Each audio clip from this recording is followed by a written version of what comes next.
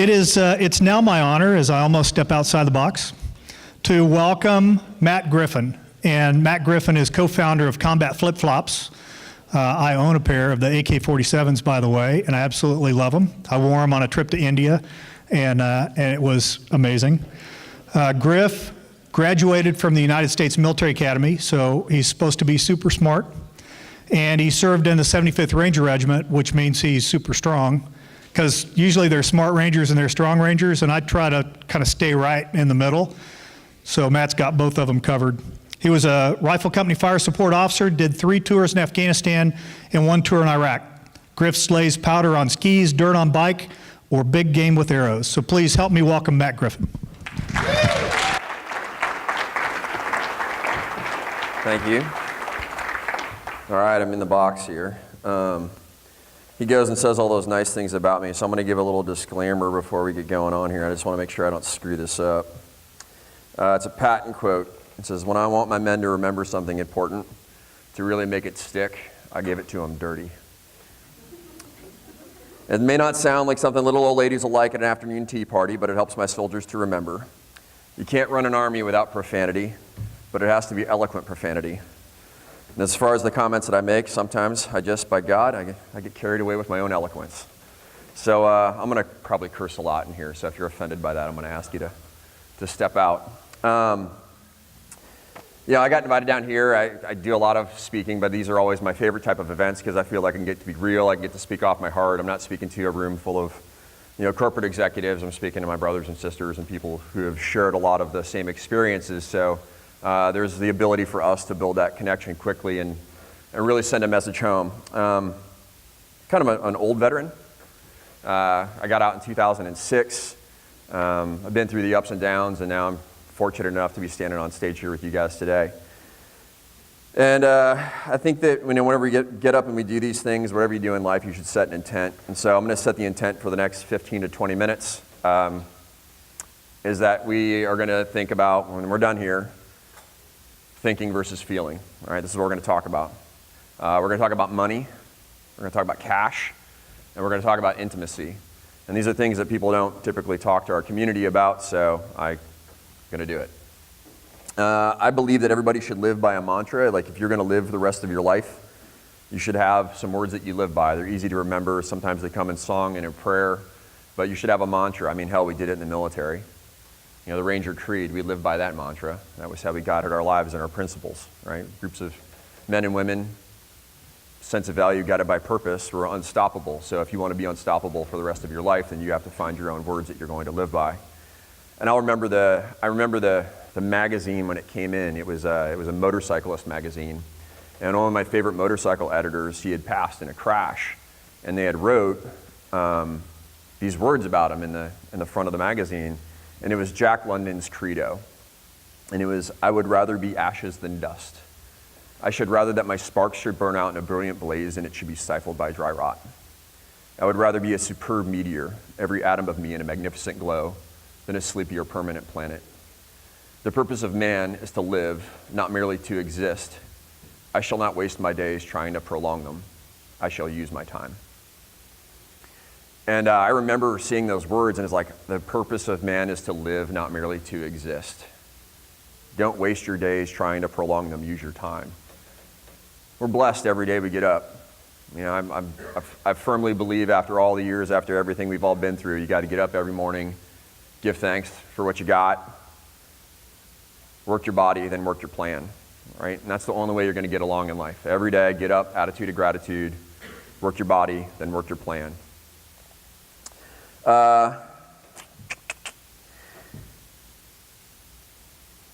It's a long road to get here.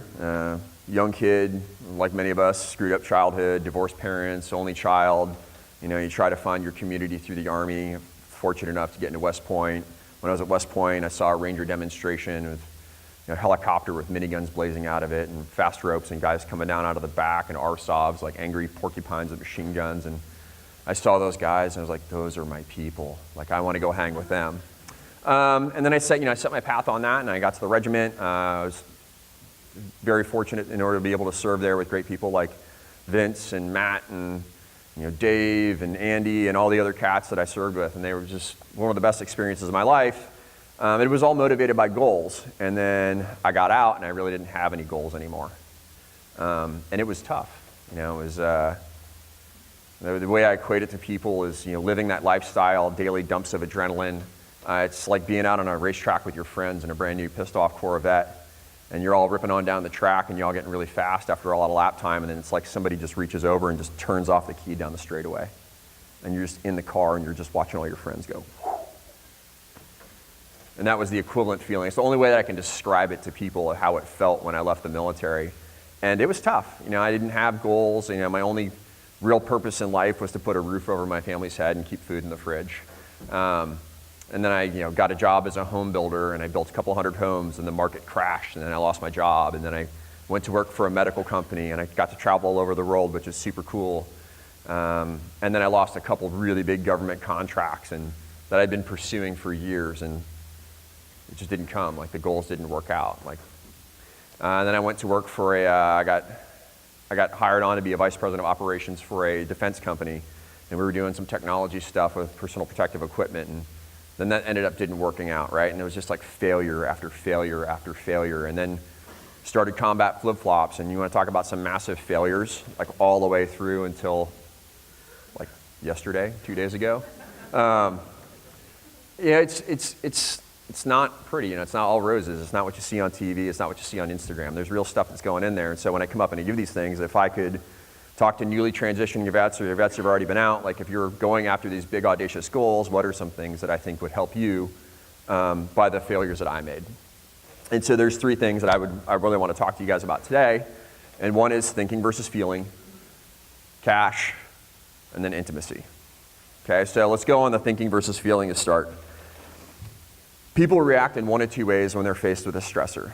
You either think about the stressor or you feel about the stressor. Eventually, you'll work on a course of action to remove the stressor, but your initial reaction is something that you need to be aware of. Through the military, specifically in special operations, we are trained to think our way through problems. We don't feel our way through problems. Feelings will get you dead. I see one of my guys shot.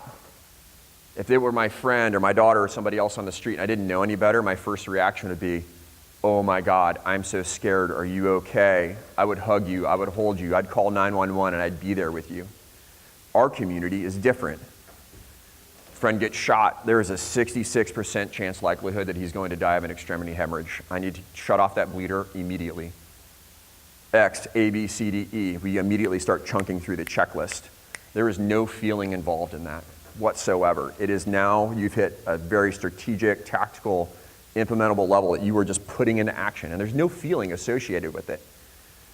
At least that's the way that I felt about it. And then you're packaging your friend up, you're getting him on a helicopter, and you're continuing back on to accomplish your goal, right? No feelings involved. Get it all the way done, and hopefully when you get back to the rear, they're there, they're all stitched up, they're in a surgeon, they're on their way back to Germany, and like, hey, you'll see them in a couple months over a beer. Right?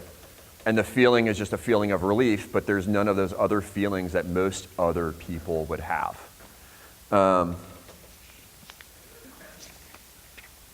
We pride ourselves on being the 1%, right? And if you're in special operations, whatever, you're the 1% of the 1%. That's totally cool, but you have to understand that like we think first and feel second. The rest of the world typically feels first and thinks second. Whether it's in life or in relationships or in business, if a stressor comes at us, you're going to watch people fold and you're going to watch people like get stressed out and you're going to hear their voice elevate. And my immediate reaction for years was, okay, here's what we need to do, chunk, chunk, chunk. Ignored their feelings and went right into the tactical level of implementation of removing the stressor. That causes friction in your relationships in life. If you can take the time, stop, pause, be aware of the feelings, I guarantee your life will go so much faster. It's even to the point, and if Leo were here, he's seen it, he's been in my office. Like, I wasn't raised in an educational or emotionally intelligent family. Like, when you go to West Point, they don't teach you about feelings. When you're regiment, they definitely don't teach you about feelings there, right? So I have a big freaking wheel, it's a feelings wheel, and it's pinned next to my desk. And if I'm feeling sad, or if I'm feeling happy, or if I'm feeling angry, I follow that wheel from the base emotion all the way out, and it gives me the right descriptor. Am I disappointed? Am I angry? Am I frustrated? Am I happy? Am I elated? Like, am I horny? Whatever it is, right? And then you sit and you have to stop when a stressor comes at you, and I literally, okay, I'm stressed, and I turn to the wall, and I look at the desk, and I follow it out. And if I don't know what the word means, I Google it, and I look it up, and I go, okay, I need to sit here, and I need to feel that emotion for 30 seconds to a minute. Just 30 seconds to a minute, and you feel it, and you start to understand it, okay, then you move on. We need to train these feeling reps into ourselves because that is how the rest of the world works. And the reason you need to train these feeling reps is because you need to build empathy. Right? And I don't know if you guys know the difference between sympathy, empathy, and compassion. Brene Brown gives a great talk on it. I've mentioned it a couple times in a couple other speeches, but sympathy, somebody walking along and they fall in a hole. Oh, dude, that sucks. It must be painful, right? That's sympathy. Empathy, I'm gonna crawl down in the hole with you and go, man, sucks being in this hole. Like, I'm sorry, you're scared, I get it, I'll be scared with you.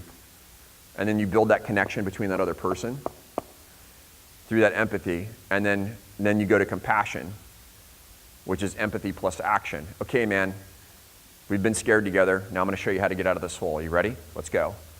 Right, and that's our job as leaders, that's what we're supposed to do. People are looking at us in the veteran community to lead, right, and they think that we're great leaders because they see us perform under pressure, but they don't understand what it takes. It takes a lot of thinking and not a lot of feeling. And when we get out, they expect us to be the same level of success, but there's stressors that are caused because of that polarity between thinking and feeling. Now, if you can stop and if you can build those muscle memory, those movements about thinking second, feeling first, I guarantee your life will go so much faster. You'll accomplish your goals. You're going to do it in a more meaningful way. The people around you will be happier and life will be better. I promise. All right, we got that point? We're good. All right. Second, we're going to talk about cash money. You have to do well in order to do good. You have to do well in order to do good. Say what you want, but money makes the world go round. People see, all these business owners and all these people that are out on Instagram and on social media, and they don't actually see what it takes. They don't see, how poor they've actually been in the process. And, I've never really shared this in public before, but I'll remember in 2009, this is right after the housing crash. We bought a condo. And my wife and I bought this condo when we were, young lieutenants. We had rented it out. The thing went flipped upside down. She lost her job. I'd lost some major contracts. We'd rented out our house. We bought a motorhome. We were cruising around the country, doing a sales job for my medical gig. And then the renter moved out, and so we were there was a 60-day period where we were $20,000 upside down in cash, just out of nowhere, totally unforecasted, unexpected, unknown. I remember sitting in a parking lot somewhere in Kansas, and we were literally surfing the parking lot for change so we could buy bread, and we couldn't find enough. And so we dug through the couch in the motorhome and everything else like that. And we just bought our daughter some candy, called some friends, borrowed some money. But if we'd had the cash, we wouldn't have been in that situation, right? People can see you be successful as you want. They can see whatever life you're living, all the travels you're going on. But that came associated with a shit ton of pain. And so I'm going to try to help you guys out so that you can avoid being in that situation. The military teaches you exceptionally bad habits with cash and spending. Horrible habits. Horrible. You get paid on the 1st and the 15th. You get all kinds of special pays, jump pay, hazard pay, rigger pay, all this other pay, and then you deploy, and you're now it's tax-free, and you come back, I'm desert rich, right? And then you're all right, I'm going to buy a chopper, I'm going to buy a new long gun, I'm going to buy this, I'm going to buy that, I'm going to go on vacations, right? And you get married, and your family's expecting this of you for the rest of your life. You made a lot of money in the military, especially when it was tax-free, and you deployed, you came back, and life was good. And you set a level of expectation with your family and your children about how things are going to be for the rest of your life, and then you get out of the Army or the military or whatever else it is, and then you find out how expensive it actually is to live out here. It's tough. Medical care is expensive. Childcare is expensive. Good schools are expensive. All of these other things are expensive. Like that daily commute, not like from off base to on base, right? Or if you're living on base to on base, like that daily commute stretches out and you're spending way more money in gas and all that stuff adds up over time and you're just finding that you're losing thousands and thousands of dollars a year. So you got to be mindful of your cash. You're gonna have to change your habits significantly if you're going to do well in life outside of the military. I'm a dumb ranger, so to go to Carl's point, so I was very strong, it took me twice as long to learn this as everybody else. So what I would have to say is it takes money to make money, right? So if you want to get out and if you want to be successful, if you want to hit those goals, you've got to start now. And it really means is saving your money. You have to save your fucking money, right? Cut down on your living expenses. Like look at your bank accounts every morning. Find out where you're spending money. Set your budget, set your targets, set your goals. And then Bryce and I have discussed this multiple times, have 6 months of runway at all times. You should be able to, any one point in time when you've done it right, is be able to like unplug, step back, and you could sit on your couch eating Doritos for 6 months and you'd be fine. Right? That's the goal. That's where everybody should be because there's going to be a time in your life where your mom gets sick or your kid gets in a car accident or you've got to do something or you have a job change, right? And when you're coming from a position of need, then you're going to continue needing, right? You don't want to be acting out of moments of desperation because you don't have enough cash to support your family. And you can do things right now to prevent yourself from being in that position. And it really comes as a matter of minding your expenses, saving your money, and knowing that cash is king. It takes money to make money. Right? And if you guys have it, then you can make it. And you guys are going to make the best long-term decisions for you, for your family, for your friends, and everybody else around you if you're coming up a position of wealth and gratitude. Had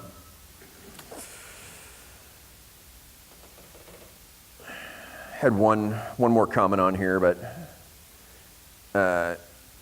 it just doesn't just deal with the military as well. It's just in our society in general. But like, don't spend your money on dumbass temporary shit. Like think about all the things you were on deployment. Like I remember of that motorcycle that I bought, like, man, I stared at it in magazines for months. I came back, I couldn't wait to get it, and then I rode it for a few years and now it sat in the garage and then eventually I sold it. Like all that time and energy and expense I poured into something it was temporary and now it's fleeting and it's gone away. Like spend your money on things that are meaningful. Spend it on memories, spend it on vacations, spend it on time with your family, spend it on counseling, spend it on your health. Do those things. Spend it on the right things. Don't spend it on fleeting temporary shit. That's what I got to say about cash. Anybody have any questions on cash? You got to work for it. Yep. Yep. All right, the last one we're going to talk about is intimacy. This has definitely been a tough one for me. And like I don't know how about you guys, but I mentioned it earlier. Like didn't have the most intimate type of childhood. Like the feelings and the emotions and that stuff wasn't taught at an early age. And floating through the Ranger Regiment, there's a lot of friends who were just like me, same kind of background, and we found our way to our family in platoons in shitty areas of the world, right? And that was our family for a long period of time. And we'd built, for lack of a better term, intimate relationships, right? Intimacy comes with 4 points, right? One is respect.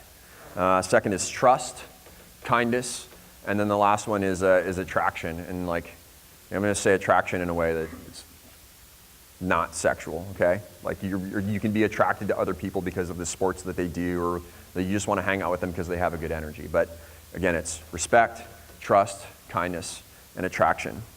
So let's just talk about respect. We have a very hard way of speaking to one another in the military, and we have very tough communication habits that are tough to break when we get out. We have to work on that.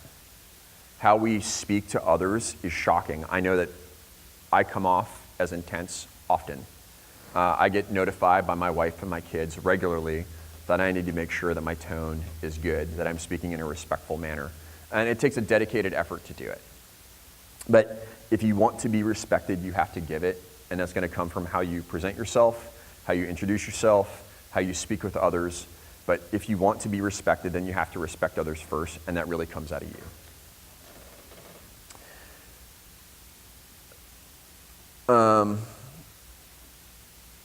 there's a lot of polarity going on in the world right now, and everybody has the right to their own opinion based on their own context. 10 minutes? All right.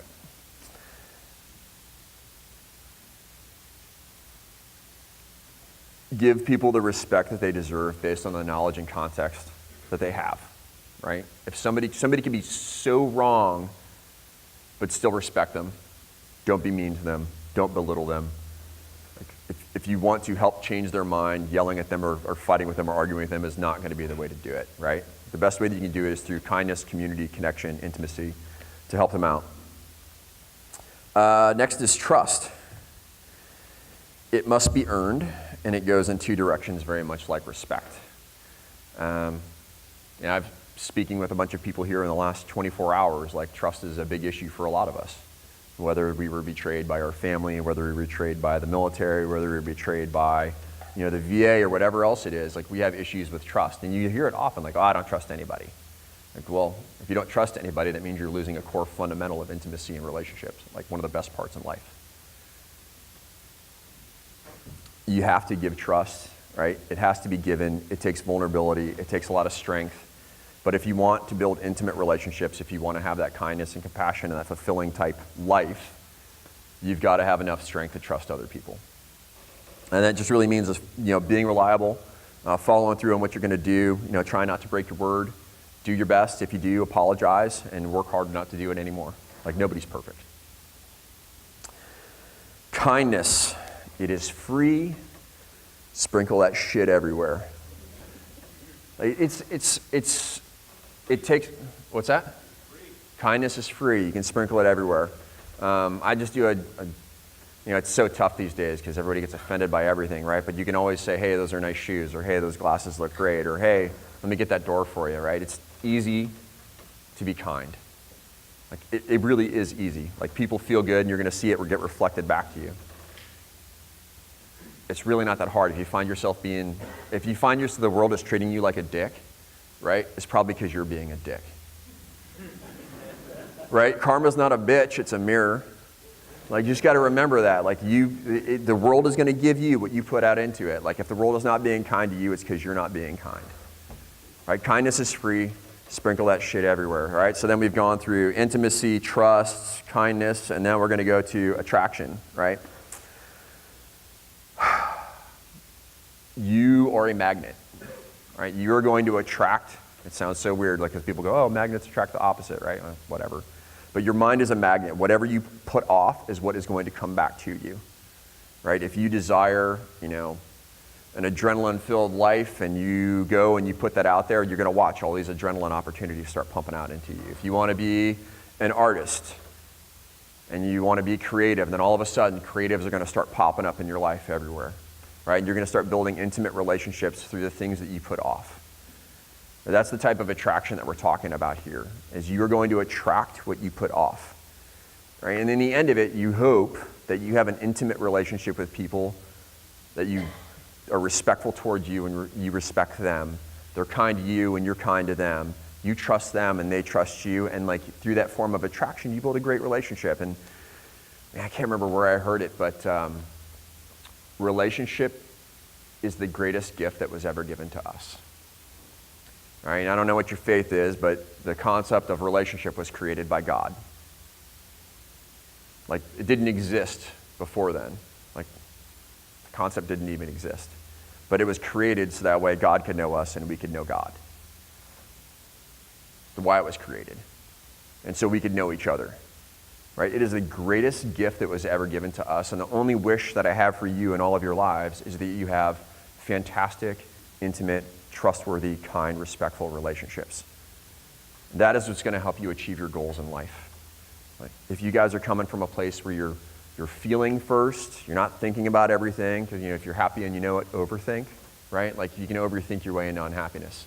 If you feel first, you're going to be fine. If you're coming from a position of cash and wealth, right, where you're not coming from a position of need, you're going to be able to go forward and move forward confidently, be your true self, and have great, respectful, kind, trusting, worthy, attracting relationships. That's what I wish for all of you guys. That's what I hope you do with the rest of your lives. Build your mantras, go forward, kick ass, do good things, and always, Rangers lead the way. Thank you.